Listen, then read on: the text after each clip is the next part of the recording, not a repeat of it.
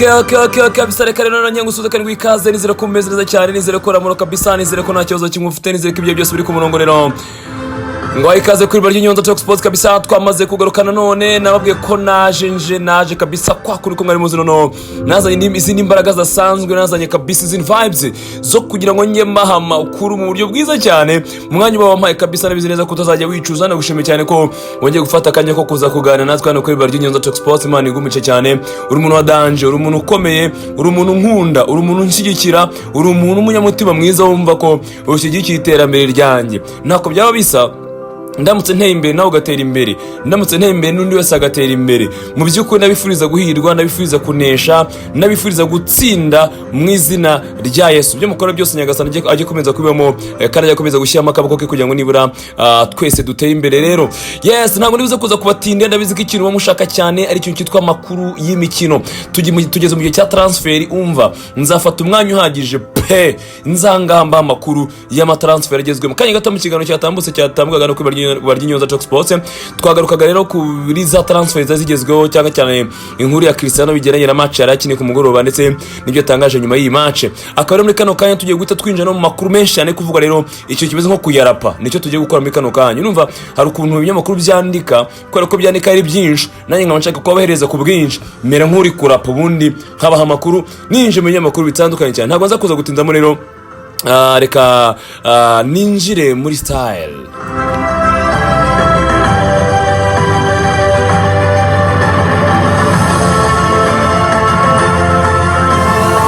Alright kabisa nahera mu kinyamakuru cyitwa Daily Mail banditse rero inkuru bagaruka ku buryo ikipe ya Manchester City igiye gukoresha imbaraga zose ifite izana umuhungu w'ikipe ya Mirase ukina mu kibuga hagati akaba rero ari umukapo witwa Tijani Reinders uyu muhungu rero ikipe ya Man City yamushaka hejuru kuko bamuramo umusimbura mwiza cyane wa Kevin De Bruyne ndetse akaba yagira service nyinshi atanga uyu mukapo rero mu Holandi w'imyaka 26 y'amavuko rero akaba rero ikipe ya Manchester City imushaka hejuru kuko Daily Mail byandika batekeza ko rero offer agomba kuza kwitanga nibura bagagaragara kuri $55 kugira ngo uyu mugabo rero abe yasohoka kaza mu gihugu cy'Ubwongereza $55 rero mu mapaundi zigenda zigahagarara hafi 38.70 y'amayero ni ikipe Man City ifuza gutanga kuri Reinders rero akaba rero bashaka umusimbuza Kevin De Bruyne ari nakabisikana Kevin De Bruyne ubundi rero ibinyamakuru birimo umunyamakuru Fabrice Romano ndetse n'uwitwa Mate Moreto bombo kare babiri n'abanyamakuru badanje bahurije ku nkuru yuko Kevin De Bruyne akakanya tuvugana kuko ni inkuru Fabrice yamaze iminota 7 atubwiye ndetse na Mate Moreto bivugiye icyarimwe abagabo bombi batubwiye ko Kevin De Bruyne we abamuhagarariye aba representant wa Kevin De Bruyne bari mu nzira bekeza mu gihugu cy'Ubutaliyani gukora iki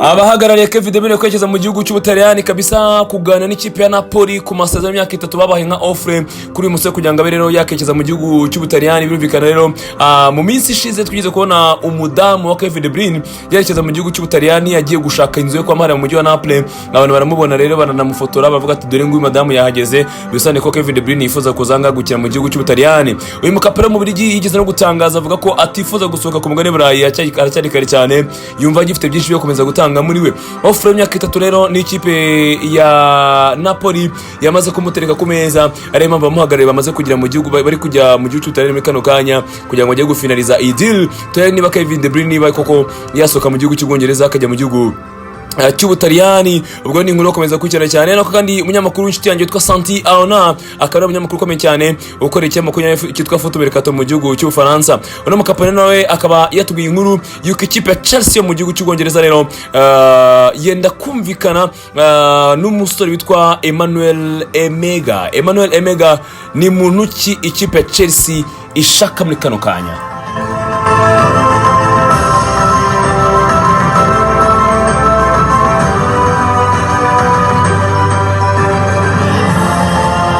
yes uyu muhungu witwa Emmanuel Emega ni umuhungu ukina ikipe ya Strasbourg yo mu gihugu cy'Ubufaransa ariko akaba ari umuholandi umwirabura umwana w'imyaka 22 y'amavuko ukina nka Rutahizamu mu gihugu cy'Ubufaransa. Uyu mwana ikipe ya Strasbourg akina n'ubundi abantu barabizi ko ni ikipe n'ubundi y'abahirwe ikipe ya Chelsea ifitwe na Clear Lake Capital. Bana bavandimwe rero bafite ikipe ya Chelsea ubwo ndavuga bana bahirwe rero bafite ikipe ya Chelsea akaba basanzwe rero banafite n'ikipe mu gihugu cy'Ubufaransa twa Strasbourg niyo babereye abayobozi. Bikumvikana ko rero connection hagati y'imane zombi ishobora kuba yaryoha cyane ikaba yanaba nziza kuri abavandimwe. Akaba rero amaze gukinira ikipe ya Strasbourg imyaka igera kuri 2 kuko yaje muri 2023 ubwo yavuye mu ikipe ya Sturm Graz. Akaba rero ari ikipe iyo mu gihugu cya Autriche bwarazaga mu gihugu cy'Ubufaransa. Akaba rero ikipe ya Chelsea yatangiye gushaka uburyo rero yamuzana mu gihugu cy'Ubwongereza bamaye amasezerano agomba kurangira muri 2031 ariko akazaguma mu gihugu cy'Ubufaransa ku yindi sezo kugira ngo abari hari nk'inizanyo ariko umwaka utaha agomba kugira gute agomba kuza mu ikipe ya Chelsea. Tukivuga kandi ko ikipe ya Chelsea afana ikipe ya Chelsea mwese mwigiye hino mwikusanya mbaganirize mfite byinshi byo kubaganiriza no kubabwira. Ikinyamakuru Team Talk nice mu gihugu cy'Ubwongereza cyanditse iki kuri Chelsea.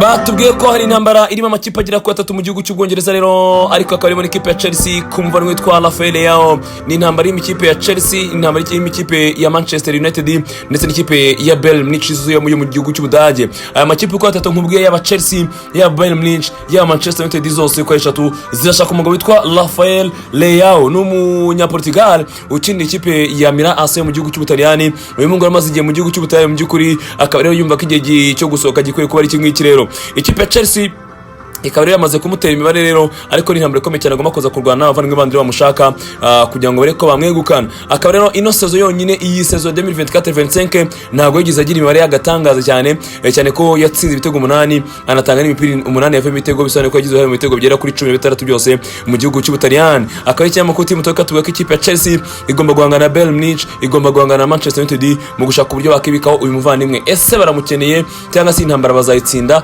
Byose nibyo gukurikirana tukareba cyane uko bizagenda. Akaba rero ari uko bihagaze. Ariko kandi Chelsea n'ubundi umva ko amakuru ni menshi ya baba we barabageze ni atari ya makuru ni menshi muri equipe ya Chelsea byavugije ubuhuha noneho witwa Jacobs Ben ni muramuzi cyane ni umunyamakuru ukomeye cyane w'ikinyamakuru cyitwa The Athletic mu gihugu cy'Ubwongereza. Uyu mukapu wundi ntago ajya apfa kubeshya ko yishakiye. Hari abanyamakuru baba bariseriye cyane yatuwe ku ikipe ya Chelsea hari short list y'abakinnyi ifite igomba kuzazana muri groupe yabo rero muri no sama cyangwa se short list y'abakinnyi ifite igomba kuzakuramo uzaza muri equipe ya Chelsea nka Rutahizamu. Uwo ngo nkubwiye bari kugurana za Manchester ntago Rutahizamu uriya ni nimero 11. Nimvuga Rutahizamu umva nimero 9 umva wa muntu bashaka kuza gushyira imbere hariya. Ngiye kukubwira liste y'abakinnyi bane barahanga ikipe ya Chelsea itekeza gukuramo umwe ubundi umbwire ndakongeraho wa 5 Jacobs Ben atatubwiye nzi neza ko nawe ari mu mibare ya Chelsea byigiye kirekire bitari umunsi gusa. Tega amatwi.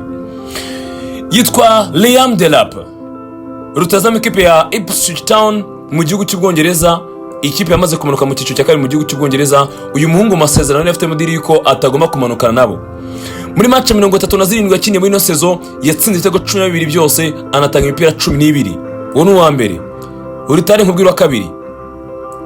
nkubwira wa kabiri tega amatwi. Yitwa Benjamin Sesko umusore w'umunya Slovenia ukina ikipe ya RB Leipzig mu gihugu cy'Ubudage. Uyu mugabo yakiniye match 33 muri equipe RB Leipzig muri uyu mwaka atsinda ibitego 13 anatanga imipira 5 yavuyemo ibitego. Uno wa kabiri. Uwa gatatu ntega amatwi nizere ko turi kumwe. Ni umusore w'umufaransa witwa Igiye akina ikipe ya Eintracht Frankfurt mu gihugu cy'Ubudage amaze gutsinda ibitego 15 n'imipira 8 yavuyemo ibitego mu mikino 33 akina shampiyona y'Ubudage. Uno wa gatatu tega amatwi nkubwira wa kane ninde yitwa Einar Gyökeres Victor alias Victor Gyökeres. Uyu ni umusore w'umunyaswede ukina mu gihugu cya Portugal muri equipe yitwa Sporting Club de Portugal. Iyi sezo nyine ntega amatwi akaganda kakubwira na background nayikuyemo beretse gato nkeneye kunyumva neza. Uranyumva cyangwa uranyumva neza? Nizeye ko turi kuri 5 yitwa Victor Gyökeres. Match 33 mu gihugu cya Portugal muri no sezo yakoze ibitego 39 turi kumwe yakoze ibitego 39 mu gihugu cya Portugal muri iyi sezo gusa. Inyuma y'ibitego 39 yatanze imipira 7 yavuye mu bitego papa.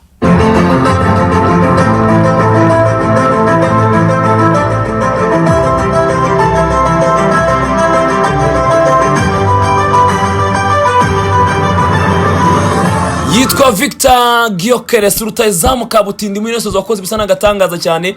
Ni Rutahizamu wa 4 kuri liste. Uwitwa Jacobs Ben yatubwiye n'umunyamakuru wa Athletic atubwiye ko ikipe yitwa Chelsea ni shortlist ifite abangaba ni bane. Ndakongeraho gatanu nzi neza ko nawe ikipe Chelsea iramutekereza ari kuri shortlist yabo. Maze ko n'ibinyamakuru byinshi bigarukaho ntagaza asubira aho yakinaga uyu munsi aratijwe. Uratekereza ndi umuvandimwe, tega amatwi nkubwire najanga ko kuganiriza. Najanga kugirane kukuganiriza. Yitwa Victor James Osimhen, Umunya-Nigeria w'imyaka 23 y'amavuko uri muri Galatasaray muri kano kanya, ari akaba yaratijwe n'ikipe ya Napoli mu gihugu cy'Ubutaliyani. Mu gihugu cya Turkiya ari muri Galatasaray yakinye match tega amatwi nango banza binsaba kugabanya kugira ngo bace kunyumva neza. Ndigura ko kunyumva muri kano kanya sindiyo turi kumwe. Match 29 kiri muri Galatasaray yatsinze ibitego 25 anatanga imipira 5 yavemo ibitego. Yitwa Victor James Osimhen, Rutahizamu w'icyo n'Umunya-Nigeria ukina ikipe ya Galatasaray mu gihugu cya Turkiya. Iyi ni shortlist y'abakinnyi 5 bane wa Jacobs Ben, undi nkongereho mbizi ko ari kuri shortlist yabo. Ni batari ikipe Chelsea igomba gukora Rutahizamu wabo. Muri abangaba bashyira muri comment ugomba wumva waza mu Chelsea kwera imibare. Ndagusubiramo nkubwire nirukanka cyane kugira ngo umenye ko ugomba kubitwara. Victor Osimhen ibitego 25 mu 29 wonu wa mbere. Wa kabiri yitwa Victor Gyökeres mu 33 ibitego 39 papa ateye ubwoba ngo yanakwica ni mubi cyane.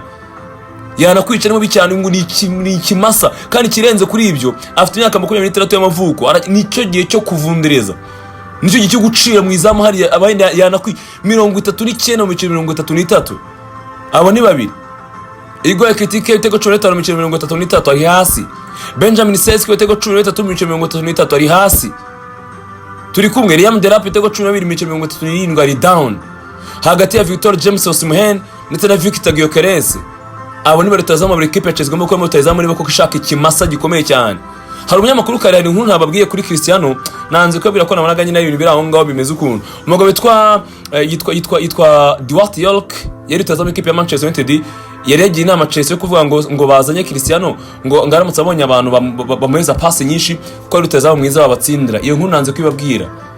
Numvisha nta kintu kirimo nago ari kumuhigira ariko akamigira ahantu bidashoboka cyane. Ko yako Chelsea igomba gutsinda igikombe cy'Ama Club. Bakaba bashaka ko na Cristiano igikombe cy'Ama Club. Bari kugaragaza uburyo yaza akabitsinda igihe cyose yagira abakinnyi bazi kumuhereza pass nzagagarari yango n'umufinisha. Yego n'umufinisha mwiza ariko ntago nshaka kuzanga ngo mukubwire oya ntago Chelsea ikeneye umukinnyi wa sezimwe cyangwa sezibiri kandi nabwo w'imyaka 40 y'amavuko. Ndagusubiriramo iki kimasa cyatsinze 39 mu 33 gifite 26 yonyine. Victor Osimhen watsinze 25 mu 29 afite imyaka 26 yonyine. Nkizabona imyaka 40. Ntago ari koza gukina Premier League, ntago ari Chelsea ne kano kanya. Ndikomeza cyane ngo ni ku ikipe Chelsea neze kafuna ikipe Chelsea anganibura mbageza ahantu. Twikomeza no kwibarya Inyonza Talk Sports, guhitamo barya Inyonza Talk Sports wagize neza. Nzamakinga shaka utazabyicuza. Nzabikora kandi nyagasa no mwijo zamimfashamo utazicuza hano hantu. Mfite amakuru menshi yo kugwa ntega amatwi.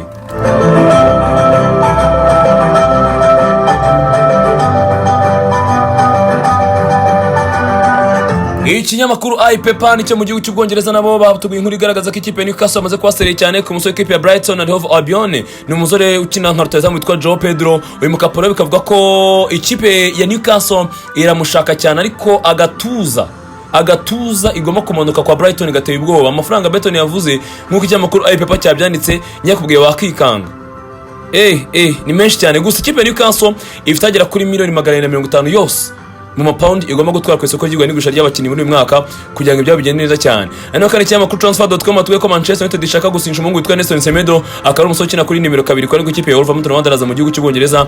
No makapanze umaze kujya 31 amavuko rero araza kuza ko ari free agent bino sama igiye kuza. Akaba rero atubwira ko ikipe ya Manchester nawe ari ku shortlist yabo bamwifuza cyane. Ano kandi mu gihugu cya Espagne akaba rero umunyamakuru witwa Mario Cortegana akaba rero ari umunyamakuru w'i Madrid cyo ni cyambere mbere mbanze mpere kuri ako ariko akaba ari mu correspondent wa The Athletic mu gihugu cya Spain. Uno muvandimwe rero yatubwiye yuko witwa Nico Paz ari izina rikomeje kugarukaho cyane Madrid. Nico Paz n'akana gato cyane gatoya k'akanya Argentina kazica abantu muri shampiyona y'Abataliyani. Hari umwana ukina muri Mediane equipe FC Como ya CSKA Fabregas mu gihugu cy'Ubutaliyani n'umunya Argentina w'imyaka 20 yonyine y'amavuko. Uyu mwana ni umugome n'umediateur mwiza cyane ku buryo Xavi Amine Zabi Alonso ashaka kongera imbaraga muri Mediane akaba yatekereza kuri uyu mwana rero witwa Nico Paz. Nico Paz no mwana w'imyaka 20 rero ni izina riko garuko cyane Madrid ko ashaka kwa yaza mu kibuga hagati. Akaba rero n'ubundi byaba ari kumugarura kuko none Nico Paz yabaye i Madrid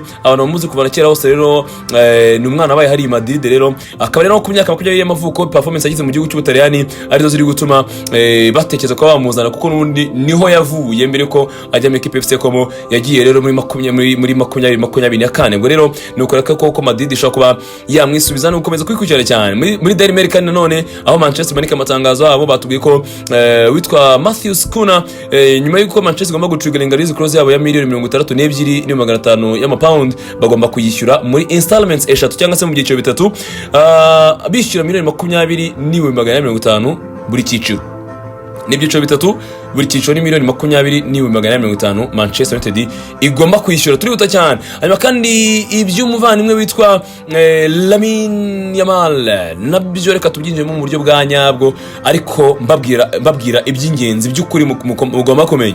Umunyamakuru witwa Tony Joan Marti akorera ikinyamakuru cyitwa Sport kimwe cyo muri Espanya cyandikirwa i Catalonia aha hantu Barcelona yamarika amatangazo yatubwiye ko Lamine Yamal kongera amasezerano kuko inkuru ngira ngo inkuru ntabwo nigeze nyibahereza hano kuri YouTube ahubwo nayipostinze kuri social media platforms zanjye.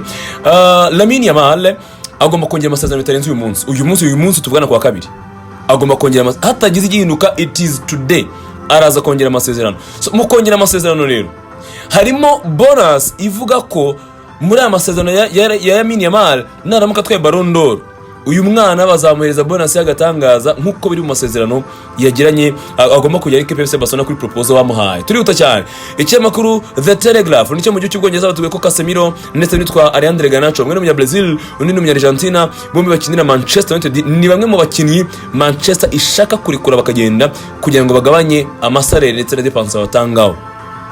The Athletic yabitubwiye gusa ku munsi w'ejo n'ubundi mu gihugu cy'Ubwongereza hari inkuru zivuga ko buri mukinnyi wese wa Manchester United ari ku isoko. Kila mchezaji wa Manchester United ari ku isoko. Hanyuma kandi umunyamakuru witwa Nicolo Schiller amesemaje. Tega amatwi mubwire witwa Nicolo Schiller ikintu atubwiye. Ni umunyamakuru ukomeye cyane rero wagarutse nanone ku nkuru za Victor Gyökeres. Ikipe yitwa Arsenal yamaze guhereza Victor Gyökeres amasezerano cyangwa se offer y'imyaka 5. Bamaze kumuhereza offer y'imyaka 5 bashaka kumusinyisha. Cyo cyahise nari yagikoze. Urumva ko ari inkuru gukomeza kwikena cyane. Hanyuma Mateo Moreto nawe akatubwira ko ibiganiro kuri Kangli In wa Paris Saint-Germain kongera amasezerano byamaze kwanga. Ntabwo biri kongera amasezerano mpete w'umunyakorea muri Paris Saint-Germain. So biravugwa ko ikipe ya Napoli imushaka hari amakipe atandukanye mu gihugu cy'Ubwongereza mu gihugu cya Espagne no muri Arabie Saoudite atekereza ko umuvandimwe w'umunyakorea ukina Paris Saint-Germain mu gihugu cy'Ufaransa ngo kongera amasezerano byamaze gupfa ariko ikintu nakuye kuri Yamal reka nako nkakubwiye nitambukire ubimenye ari bize kuza kongera amasezerano y'imyaka 6 agomba kuranya muri 2031 akana ko kabika ahantu ugomba kukamenya kuko nakawe. Amakuru ni menshi cyane. Fabrizio Romano tuvuye ko Manchester irashaka Bryan Mbeumo byihuta cyane. Nukuvuga ngo ntago ari umukinnyi wenyine uri kuri liste y'abakiri Manchester yifuza ariko ukuza kwe kugomba kugira ibyo gushingiraho. Tega amatwi nkubwire ndashaka kukuganiriza muri kano kanya wahisemo ko nanjye kuri BARYINYONZA Talk Sports man igumugisha ntago uzabyicuza oya ngomba kuguha amakuru. Nukuvuga ngo ukuza ko umugabo witwa Bryan Mbeumo muri Manchester United kuzashingira ku kintu cyitwa isohoka ry'abakinnyi ba Manchester batatu barimo witwa Marcus Rashford, barimo witwa Anthony uri muri Betis, barimo witwa Jadon Sancho uri muri Chelsea. Aba bakinnyi uko ari batatu kuza kwa Bryan Mbeumo bizashingira ku gusohoka kwabo. Manchester amwifuza ariko kugira ngo aze hari condition bisaba. harabigomba kwanza gutandukana. Yakoze cyane Fabrice urimo kutubwira iyi nkuru nanjye ndayibabwiye munshimire mbwira Messi warakoze cyane kwana nanjye. Hanyuma kandi Florian Plettenberg umunyamakuru wa Sport mu gihugu cy'Ubudage atuye ko ikipe ya Man City rero yamaze kwiyongera ku makipe atandukanye ashaka umusore witwa Ardon Jashali. Ni umusore ukina ikipe ya Club Brugge yo mu gihugu cy'Ububirigi. Uyu mungu ukina mu kibuga hagati mu gihugu cy'Ububirigi akaba rero yarahagaze neza cyane muri saison. Ariyo mpamvu amakipe atandukanye rero ku mugani barayi yatangiye kumutekereza yani. Ikipe ya Man City yamaze kumutekereza kuri uyu muvandimwe ukina mu kibuga hagati n'umusuwisi w'imyaka 22 yonyine y'amavuko. Ahawe Kevin De Bruyne bategeza ko hava n'abandi batandukanye. Akaba rero bivuga ko afite agaciro ka miliyoni 35 mu mayero ashaka kuzamanuka akajya muri za 25 nenye gutyo mu pound. Akaba rero ari wabaye umukinnyi wa saison mu gihugu cy'Ububirigi. Ndakuganiriza ndakiruta cyane umunyamakuru ukomeye cyane witwa George Picone akorera ikinyamakuru cyitwa Relevo nicyo muri Espagne. Yaduhaye inkuru ku muvandimwe witwa Rodrigo Goz yatubwiye ngo nta offer arabona kugera kano kanya baranga. Tega amatwi nkubwire George Picone atubwira ko witwa Rodrigo Goz wa Madrid atarabona offer iyo ari yose. Hari amakuru avuga Arsenal, hari amakuru avuga Chelsea, hari amakuru avuga muri Arabie Saoudite ariko nta offer n'umwana arabona.